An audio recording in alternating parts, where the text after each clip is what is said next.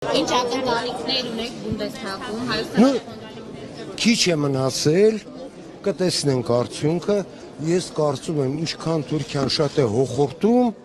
այնքան ավելի մեծ է դառնում հավանականությունը, որ Բունդեսթագը կընդունի։ Գերմանիան ինչ է ուզում ասել սրանով, չէ՞ որ 15 թվականից նա լռել է եւ նաեւ մասնակից է եղել։ Դա կերևա բանաձևից։ Պարոն Քոչարյան, Հայաստանի երկրորդ նախագահ Լեռնային Ղարաբաղի պաշտպանության բանակի նախկին հրամանատարը քննադատում են, ասում են, այ հապկը իրեն այսպես ըստ արժանվում չպայծ եւ մենք պետք է վերանայենք մեր հարաբերությունները հապկի հետ։ Բելարուսը, Ղազախստանը, հա, ինչ կարող եք ասել։ Հայաստանի ռազմաքաղաքական ղեկավարությունը ինչ են մտածում հապկի հետ հարաբերությունների Նախ ես ուշադիր նայել եմ, այնտեղ չկա խոսք նրա մասին, որ պետք է վերանայել։ Իսկ ինչ վերաբերում է մեր վերաբերմունքին, թե հապկին, թե ԵԱՏՄ-ին, ապա վերջին գագաթաժողովը, որը տեղի ունեցավ Աստանայում, այնտեղ նախագահի ելույթից ամբողջությամբ կարող եք բարձր համար պատկերացնել։ Պարոն Քոչարյան, առաջիկա հանդիպումից ինչ ակնկալիքներ կան Սարգսյան Ալիև, որքանով դա հնարավոր է կյանքի կոչվի եւ հնարավոր է բանակցությունների։ Գիտեք ինչ, Վենայով հիմք դնվեց մի շատ կարևոր գործընթացի, որի իությունը նա է, որ մինչև չկա կրակի դադարեցման ռեժիմ հաստատված,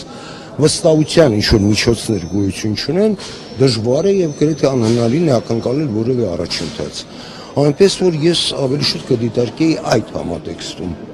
Հիմա տվյալ պարագայում արդեն որոշակի առաջարկություններ արվել է Կասպերչիկի կողմից, այսինքն կապված իր խմբի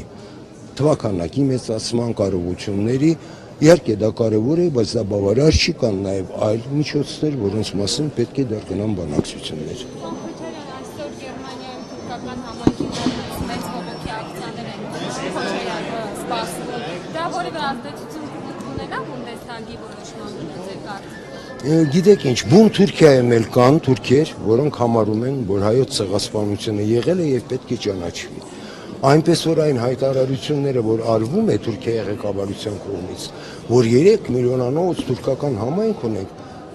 ես համոզված չեմ, որ այդ 3 միլիոնը նույն ձևի է մտածում, ինչպես մտածում է ինքը Էրդողանը։ Այսօր Թուրքիայի վարչապետն է հայտարարել, որ իրենց համար նույնիսկ եթե ճանաչի Բունդեսթագը դա որևէ օրենքի փուշ չի ունենալու։ Այս առնչությամբ այս մենք ինչպես մեկնաբանենք։ Մեր շատ բաներ են հայտարարում են, որ հայոց ցեղասպանությունը դա սովորական երևույթ է, դա սովորական է իրենց Թուրքիայի համար։ Եվ եթե Ադրբեջանին հաջողվեր, որպես ժառանգող ցեղասպան քաղաքականության, Օսմանյան կայսրության, նույնը իրականացնել, ասենք Ղարաբաղում, իրենք նույնպես կհայտարարեին, որ դա սովորական երևույթ է։ Բայց վերջի իրադարձությունները ցույց տվեցին, որ իրենց այդ ձգտումները երբեք իրականություն չեն կարող դառնալ։ Պարոն Քոչարյան, դիվանագիտական դաշտում միջազգային Փորձագետները բավականին քննադատում են թույլ են անում։ Գիտեք ինչ, ես չեմ կարծում, որ մենք պետք է քննադատենք այն պետություններին, որոնք ճանաչում են ցեղասպանությունը,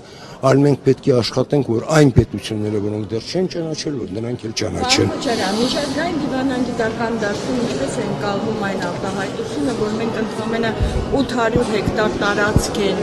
վերցրել ադրբեջանցիք եւ դա նշանակալի հատված չէ եւ դեռ չի կարող ունենալ։ Գիտեք, եկեք արձանագրենք, որ Ադրբեջանի կողմից օկուպացված է Լեռնային Ղարաբաղի Հանրապետության Մարտուն ու Մարտակերտի շրջանի շատ ավելի մեծ տարածքներ եւ ուշ թե շուտ այդ տարածքները վերադարձնելու են